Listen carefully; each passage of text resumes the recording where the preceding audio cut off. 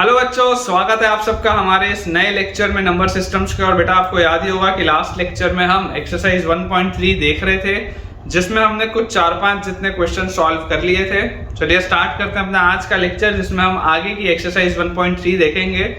Basically आज के lecture में आपके सारे कंसेप्ट्स का रिवीजन होने वाला है, जो भी हमने अभी तक चीजें पढ़ी हैं कि किस तरीके से आप डेसिमल एक्सपेंशंस देखते हैं, रियल नंबर्स, रैशनल, इरैशनल, ये जो तमाम चीजें हमने अभी तक पढ़ी है, इसका एक क्विक रिवीजन आज के लेक्चर में आपको मिलने वाला है, क्योंकि हम सॉल्व कर रहे हैं एक्सरसाइज 1.3। अब इसमें बच्चों अगर हम एक्सरसाइज 1.3 में देखें तो आई बिलीव मैंने आपको 4 क्वेश्चंस करा दिए थे। लास्ट जो हमने क्वेश्चन किया था वो था कि 0.9 बार को आपको प्रूव करना है कि ये 1 के बराबर आता है और इस रिजल्ट को जस्टिफाई करना है। ठीक है, ये वाली चीज अपन ने पढ़ी थी। आज हम स्टार्ट करते हैं बेटा क्वेश्चन नंबर 5 के साथ। अगर हम क्वेश्चन नंबर 5 के साथ शुरुआत करें तो हमारे पास लिखा हुआ है कि आपके पास अगर 1/17 दिया हो तो आपसे पूछा जा रहा है कि बताइए 1/17 जो होगा, इसका जो डेसिमल एक्सपेंशन आएगा, मुझे यहाँ से दिखाई देता है कि इसका डेसिमल एक्सपेंशन होगा नॉन टर्मिनेटिंग, इसका डेसिमल एक्सपेंशन होगा non terminating and non repeating. Non terminating and non repeating, मैंने आपको लास्ट लेक्चर में बोला भी था कि एक शॉर्टकट होता है, उस शॉर्टकट से हमें डायरेक्टली पता चल जाता है कि डेसिमल एक्सपेंशन टर्मिनेटिंग होने वाला है या non terminating and non repeating, या नॉन टर्मिनेटिंग बट रिपीटिंग क्या होने वाला है, ये वाली चीजें अपने को पता चल जाती हैं। तो यहाँ से एक सेकंड, यहाँ पे आएगा नॉन टर्मिनेटिंग बट रिपीटिंग। ठीक है, डेसिमल एक्सपेंशन किस तरीके से करते हैं आज के लेक्चर में आपको पता चलेगा, जो शॉर्टकट उसका होता है।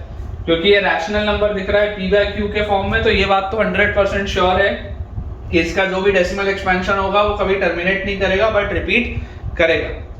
अब आपसे ये पूछा जा रहा है कि इसके जो ब्लॉक्स होंगे क्वोशंट में, कि कितने डिजिट्स के बाद इसका रिपीटिशन स्टार्ट होगा। ठीक है ना, आफ्टर हाउ मेनी डिजिट्स इसका रिपीटिशन स्टार्ट होने वाला है। तो इसका जो आंसर है वो 16 है, मतलब 16 डिजिट्स तक कोई रिपीटिशन नहीं आने वाला। समझिए इस बात को कि 16 डिजिट्स तक कोई रिपीटिशन नहीं आने वाला। मैं आपको ये करके दिखाता हूँ, बहुत ही जबरदस्त। इसमें थोड़ा सा कैलकुलेशन होगा लेकिन मजा आएगा, आपको गारंटी है। देखिए बच्चों, इस बात को आप समझने की कोशिश करिए कि जैसे आप 1 को डिवाइड करेंगे 17 से, तो सबसे पहले तो 0 पॉइंट आप लगाएंगे। यहाँ पर आपने 1 लिखा, यहाँ हो गया 10। अब अभी ये डिवाइड हो नहीं रहा। ठीक है, अभी बच्चों ये डिवाइड हो नहीं रहा, तो अगेन आपको यहाँ पर 0 लगाना पड़ेगा। ठीक है, फिर यहाँ पर आप 0 करेंगे, 10 है, अब यहाँ पे 100 हो गया। अब हमें पता है कि 17 into 5 कितना होता है, 17 into 5 होता है 85। ठीक है ना, 17 into 5 बच्चों होता है 85। तो अगर 85 होता है और उसके बाद 17 into 6 जैसे आप करेंगे तो 102 हो जाएगा, तो यहाँ पे आ जाएगा 5। फिर आप जैसे इसमें से 85 को सब्ट्रैक्ट करेंगे तो आपके पास बचेगा 15। ठीक है, 15 बचेगा हमारे पास। फिर यहाँ पर एक 0 आएगा, जैसे ही एक 0 यहाँ पर आएगा तो यहाँ से बच्चों आप देखिए अब 150 हो गया। 150 हो गया तो 17 into 10 170 होता है, उसके जस्ट पहले 153 होता होगा, तो मतलब यहाँ पर 17 into 8 आएगा। 153 में से अगर मैं 17 हटा दूं तो 143, और उसमें से अगर मैं 7 और हटा दूं तो मेरे ख्याल से 135 आएगा। 17 into 8 अगर आप करेंगे 136 आना चाहिए, एक बार करके देख लेते हैं। 8 7 56, 6 कैरी 5, 8 1 8 और 5 13। ठीक है, 136 बच्चों जैसे इसमें से सब्ट्रैक्ट होगा आपके पास यहाँ पर आ जाएगा 14। ठीक है, 14 हमारे पास आ जाएगा। 14 आते ही यहाँ पर अगेन हम 0 लिखेंगे, और आप इस तरीके से ये प्रोसेस पूरा फॉलो करिए। ठीक है, इस तरीके से इस डिवीजन के बच्चों प्रोसेस को आप पूरा फॉलो करिए।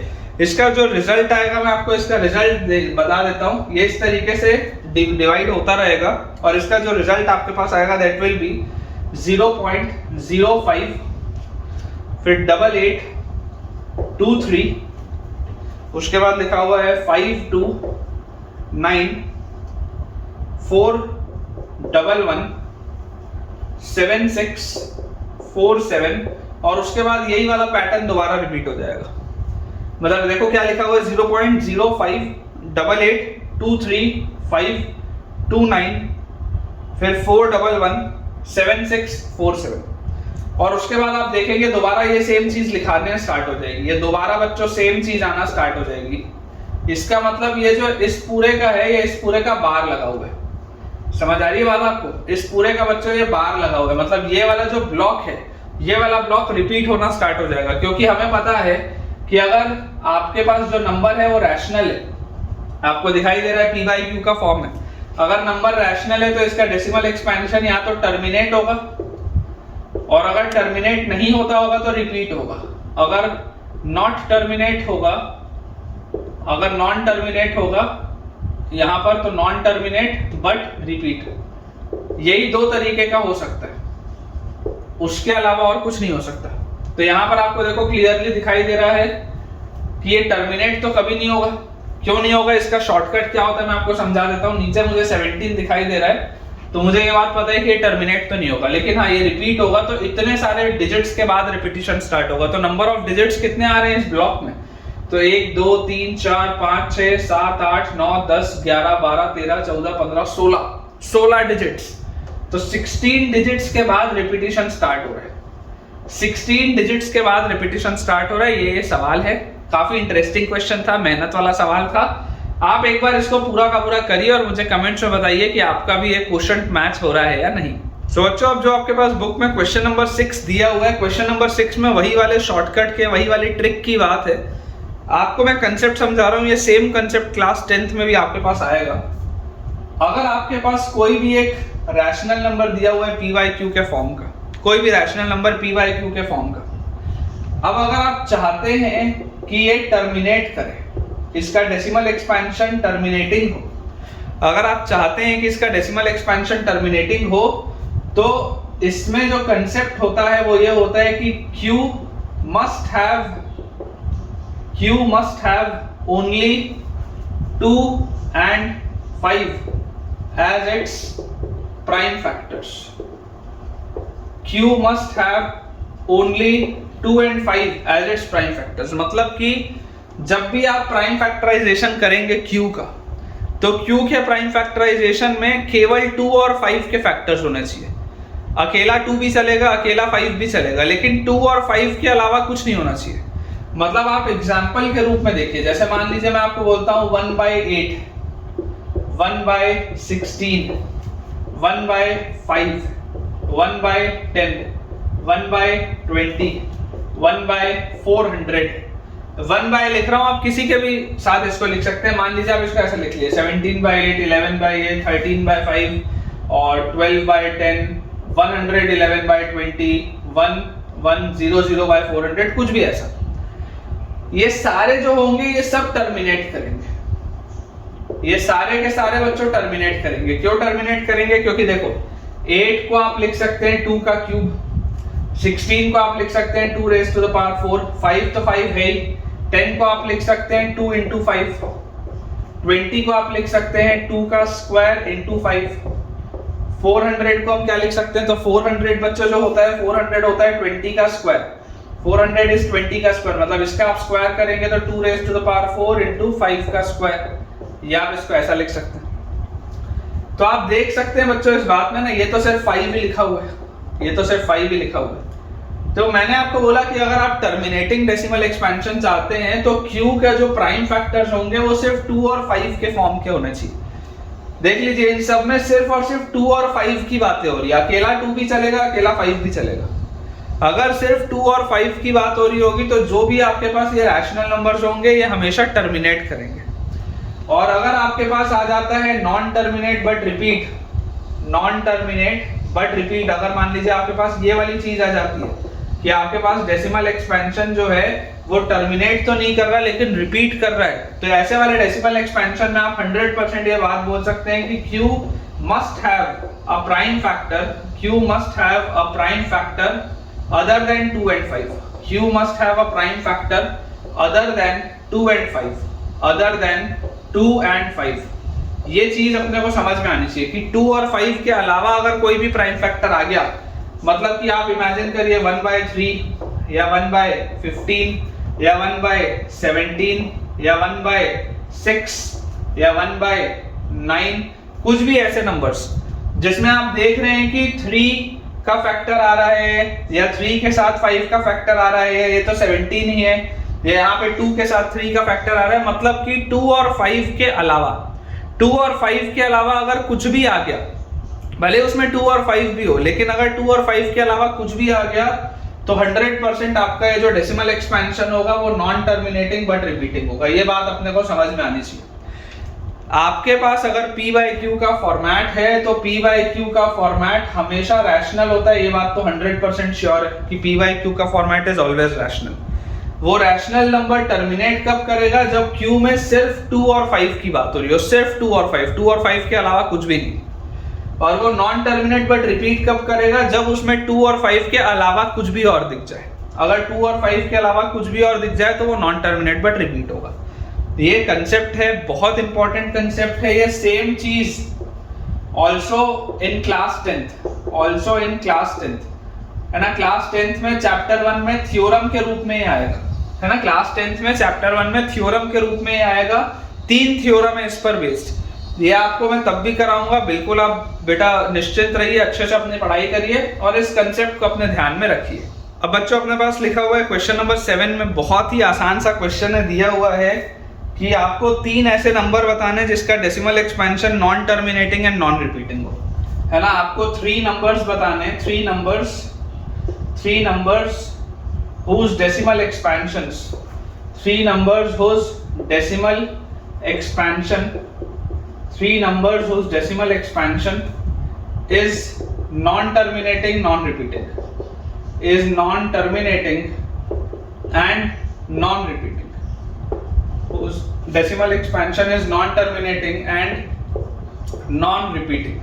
ये अपने पास सवाल है, ठीक है। ये आपके पास बच्चों दिया हुआ है क्वेश्चन नंबर 7 में कि आपको ऐसे 3 नंबर्स बताने जिसका डेसिमल एक्सपेंशन कभी टर्मिनेट भी नहीं हो रहा और रिपीट भी नहीं हो रहा। तो देखिए ये चीज अपने को उसमें बेटा पता चल जाती है कि ऐसे नंबर्स कौन से नंबर्स होते हैं? इर्रेशनल नंबर्स होते हैं। इर्रेशनल नंबर्स क्या होते हैं? इर्रेशनल नंबर्स वो सारे नंबर्स होते हैं जिनका डेसिमल एक्सपेंशन कभी भी टर्मिनेट भी नहीं होता और कभी भी रिपीट भी नहीं होता, ठीक है। तो ये आपके इर्रेशनल नंबर्स होते हैं। और इसका एग्जांपल अगर देने तो इर्रेशनल नंबर्स कितने होते हैं? There are infinite irrational numbers. Infinite irrational numbers मौजूद होते हैं। आपको कोई भी 3 बताने, आप बोल दो 1.01, 001, 0001, 00001 एंड सो ऑन। कोई पैटर्न नहीं है, कोई पैटर्न नहीं है, कोई रिपीटेशन नहीं है। आप लिख लो यहाँ पे 1.21, 221, 221, 4 times 2 1, कुछ भी आप लिख लो ना इस तरीके की, आप कोई भी चीज लिख लो। देख लीजिए यहाँ पर कोई पैटर्न नहीं बन रहा है, कोई रिपीटेशन नहीं है ना। आप लिख लो 1.31, 331, 333, 4 times 3 1 एंड सो ऑन। सब बेटा क्या है? All these are irrational numbers. मैं ऐसे इनफाइनाइट इर्रेशनल नंबर्स लिख सकता हूँ क्योंकि इनफाइनाइट इर्रेशनल नंबर्स होते हैं। आपको जो मर्जी आप वैसा लिख लीजिए, कभी टर्मिनेट नहीं होना चाहिए, कोई पैटर्न नहीं बनना चाहिए। कभी टर्मिनेट नहीं, कोई पैटर्न नहीं। इर्रेशनल नंबर्स आपको लिखना, आप √2 लिखिए, आप √3 लिखिए, आप √5 लिखिए, आप √7 लिखिए, आप पाई लिखिए। ये सब तो इर्रेशनल नंबर्स हैं, सारे इर्रेशनल नंबर्स है, ठीक है। हमें डेसिमल एक्सपेंशन के रूप में लिखना था, इसलिए मैंने ऐसे लिखा। अदरवाइज ये भी जो मैंने सारे लिखे हैं, all these are irrational numbers. इसके बाद बच्चों अपने पास क्वेश्चन 8 दिया हुआ है। 8th क्वेश्चन में देखिए क्या लिखा है। अपने को बोला जा रहा है 3 इर्रेशनल नंबर्स बिटवीन 5/7 एंड 9/11। आपको 3 इर्रेशनल नंबर्स बताने, 3 इर्रेशनल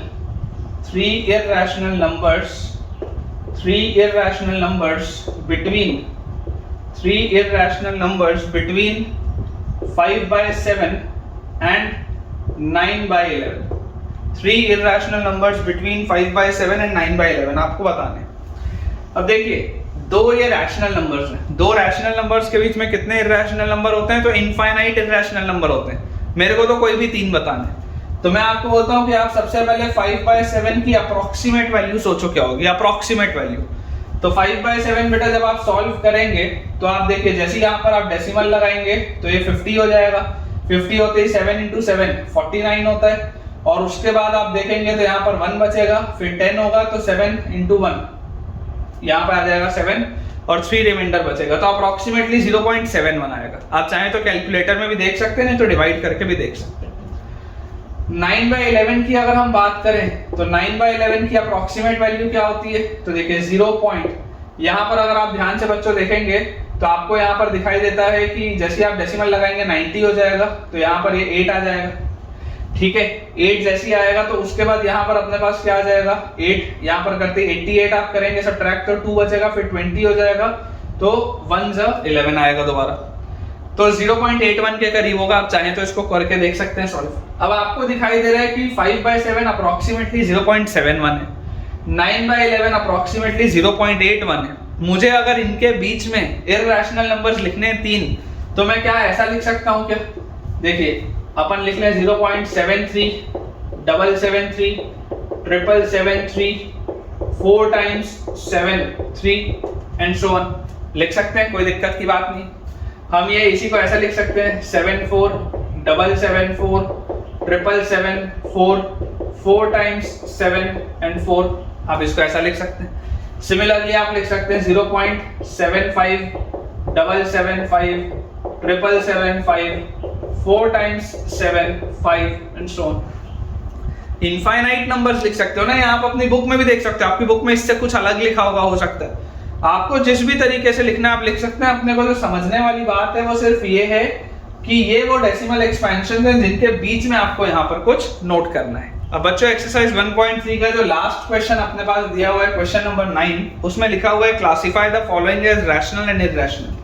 आपको क्लासिफाई करना है, आपको क्लासिफाई करना है कि ये जो चीजें हैं वो रैशनल है या इररेशनल है, ठीक है। पहला हमारे पास लिखा हुआ है अंडर रूट ऑफ 23। अब आप देख सकते हैं कि 23 एक प्राइम नंबर है, उसका प्राइम फैक्टराइजेशन तो आप और कुछ कर नहीं सकते, तो अंडर रूट ऑफ 23 आपके पास क्या आ जाएगा, इररेशनल आ जाएगा। बहुत क्लियर सी बात है, जैसे under root of 2, under root of 3, under root of 5 ये सब इररेशनल होता है, वैसे ही अंडर रूट ऑफ 23 भी क्या आएगा, इररेशनल आएगा। सेकंड अपने पास है अंडर रूट ऑफ 225। अब बच्चे कई बार मिस्टेक कर जाते हैं कि रूट देखते ही इररेशनल बोल देते हैं, लेकिन सिर्फ रूट देख के इररेशनल नहीं बोला जाता। आपको ये बात समझनी पड़ेगी बच्चों की अंडर रूट ऑफ 225 को आप लिख सकते हो अंडर रूट ऑफ 15 का स्क्वायर। 225 क्या होता है, 15 का स्क्वायर होता है, तो यार इसकी वैल्यू तो 15 आएगी। Under root of square cancel out हो जाएगा तो इसकी वैल्यू तो 15 आएगी। अब भला क्या 15 इररेशनल है क्या, नहीं, 15 इज अ रैशनल नंबर, ठीक है। तो ये हमारे पास आ जाएगा रैशनल, ओके। सिमिलरली थर्ड अपने पास लिखा हुआ है 0.3796, ये आपके पास लिखा हुआ है 0.3796। अब जरा आप सोच के देखिए, ये जो डेसिमल एक्सपेंशन है ये टर्मिनेट हो गया, इसके आगे डॉट डॉट तो नहीं लगे, यहां पर जाके ये एंड हो चुका है, टर्मिनेट हो चुका है।